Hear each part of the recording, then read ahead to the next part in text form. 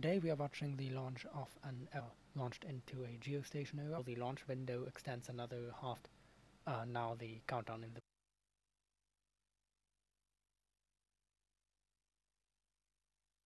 plate. It will over parts of the Earth where there is no provide extreme high definition television.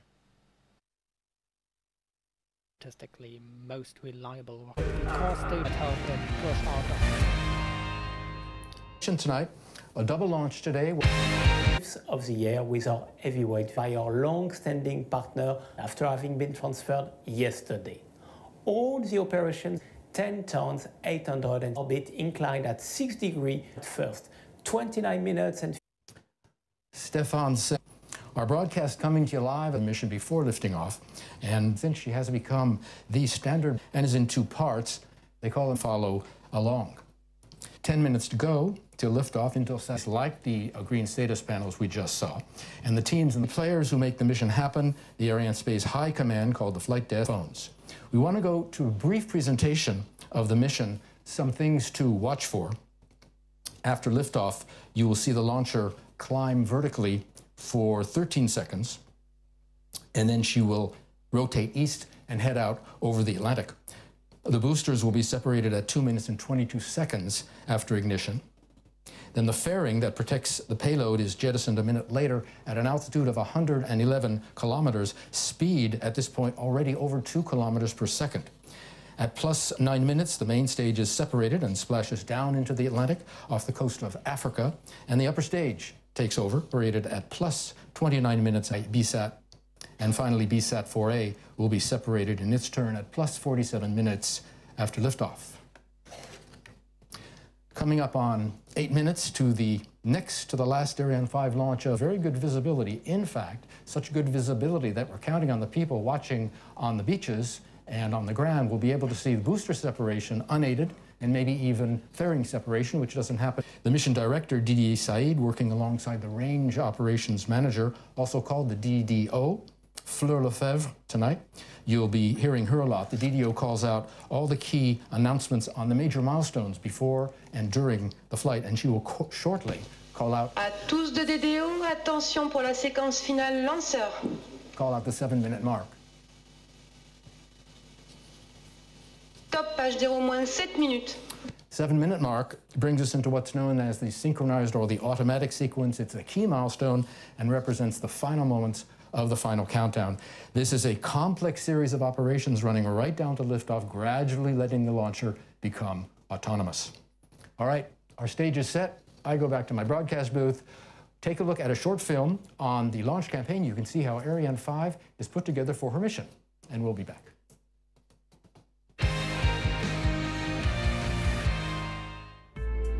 The final phase of the launch campaign, which started on 18th of July, was the structural integration of the launcher, followed by the electrical and pneumatic checkout on the launcher integration building. After a technical exception, the launcher was transferred on its launch table to the final integration building on the 14th of August. Intelsat 37E arrived in French Guiana with an Antonov transfer to the fueling S5B building, where the Boeing team proceeded to the filling of the tanks. BSAT-4A. The satellite was then transferred to the fueling S5A building, where the SSL team proceeded to the filling of the tanks. The combined operations between satellites and launcher began at day-11 with the Intelsat 37E mating on the flight adapter. Then transferred to the final assembly building, the satellite was integrated on top of the Silda and encapsulated by the fairing and at last mated on the upper part of the launch vehicle. BSAT-4A was mated on top of the launcher and covered by the upper composite. The pyrotechnic arming of the launcher was performed before the launch readiness review last Friday, which gave the authorization to transfer on the launch pad. Once the ground installations and the launcher are put into flight configuration, we shall conclude with the final chronology phase before liftoff. A special thank you goes to all the operational teams for their huge efforts and contribution to take us through this very smooth launch campaign so far. With each one, they are faced with special limitations. Here at the space base are represented here, the launcher and the satellites, but also the services, telemetry, radar, safety, weather, and the ground facilities. When all is ready, we go. We don't go before. These panels tell us about the ready in many other sites across the range. Another busy place is the launch zone, where the launch management teams are at work under direction of the launch operations manager, Klaus Zell, you just saw. Right now, the two teams are working up there, one team responsible for the ground operations, the other for readiness of the Ariane 5 vehicle. The launch site operations manager heads up one group, and he coordinates with mission control for final authorization to launch. And when all the conditions are right, he then okays the automatic sequence at the 7-minute mark, which we saw a moment ago. In all, about 100 people hard at work just now in launch control, going over the final checks and the final verifications on all parts of Ariane's launch system. 2.5 minutes to go till the launch of the 95th Ariane flight to watch the liftoff. There are 2 terraces on either side of the building that give a fine view onto the pad. Ariane 5's flight path takes her from the pad, which is 15 kilometers to the west of us here in Jupiter. She flies right over us here in Jupiter. Get a great view. Great view now of the split-screen image showing the propellant feeder arms in the middle of the launcher, liquid hydrogen on the left, liquid oxygen on the right.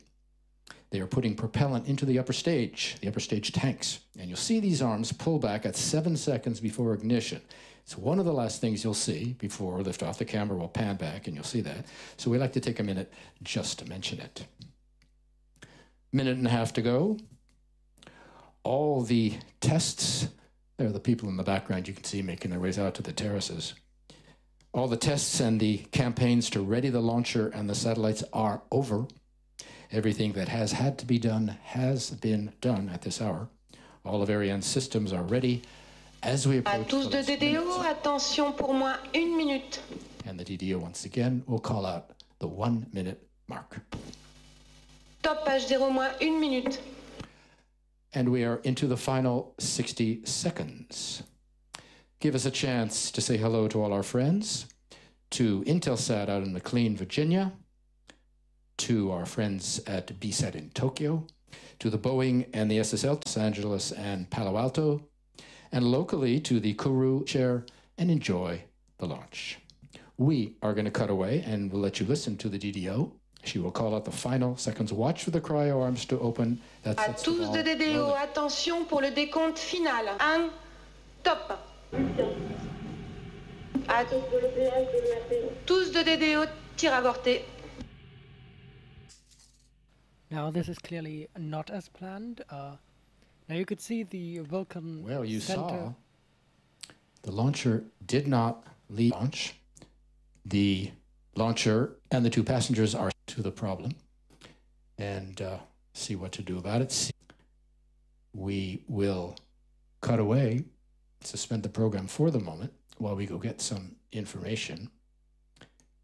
If you just joined us, we went all the way down to H0. A malfunction or failure, it seems rather comparable to what happened earlier there.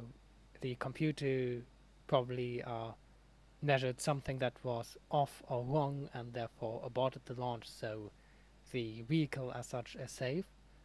Now you could see the Vulcan engine, the center stage engine, lit up successfully, but yeah, since it's a 2.5 stage configuration, the Vulcan engine does not have enough thrust to lift off the vehicle, and the boosters do most of the lifting.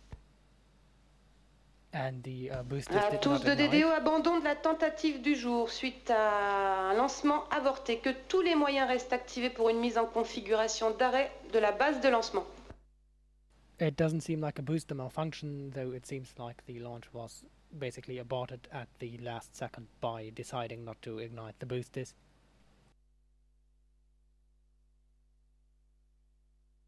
It has already burned a few seconds of core stage fuel. Now this is possible, but it seems rather unlikely that it will still launch tonight, since even if they manage to sort of out the problem really fast, they would have very little time left for refueling.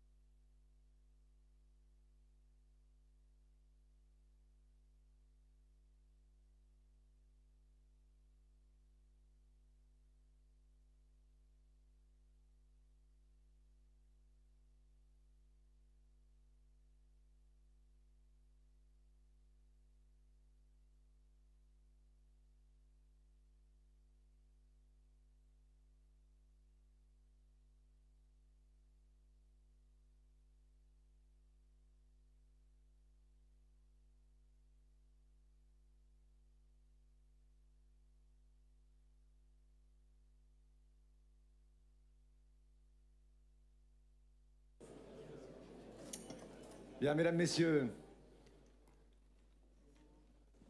donc comme vous avez pu le constater, le lancement n'a pas pu avoir lieu après l'allumage du Vulcain pour des raisons As you saw, the launch did not take place. Aux caractéristiques attendues, nous avons procédé à un arrêt. There was a problem with the Vulcan.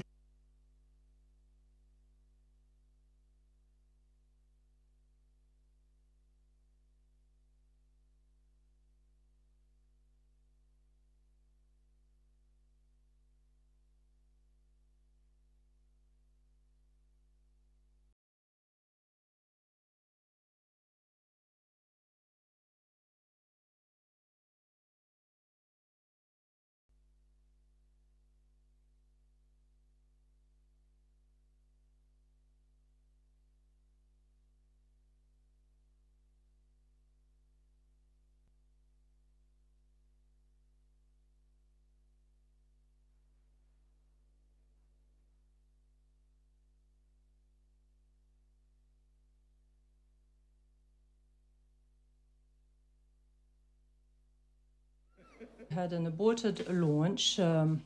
Everything is fine, the launcher, the satellites. I would, of course, like to apologize to our customers for this delay.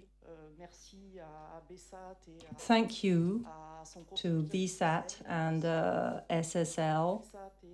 Thank you to Intelsat and Boeing for their understanding. You heard from Didier Favre, the head of the CSG.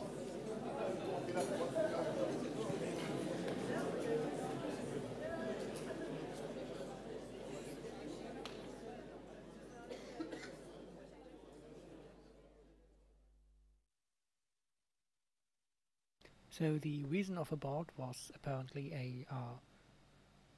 an issue with the Vulcan core stage engine that did fire up, but apparently measurements during these first few seconds of burn indicated some sort of issue, and they decided, or the computer decided, to then abort the launch and not ignite the boosters to keep the launcher safe. Now the launch will definitely not take place tonight. The Vulcan engine is a very delicate piece of equipment. It's not a really sturdy engine. It's very lightweight, very efficient, very delicate. There might be all sorts of issues with it, so it's not entirely clear how big of an issue this could be. It could be that it's a minor mechanical part that, or a minor software issue that can be sorted out rather quickly. In the absolute worst case scenario, it might be that the Vulcan engine might have to be basically completely reworked, which would delay the launch by several weeks at least. So right now there is absolutely no idea how much the launch was delayed.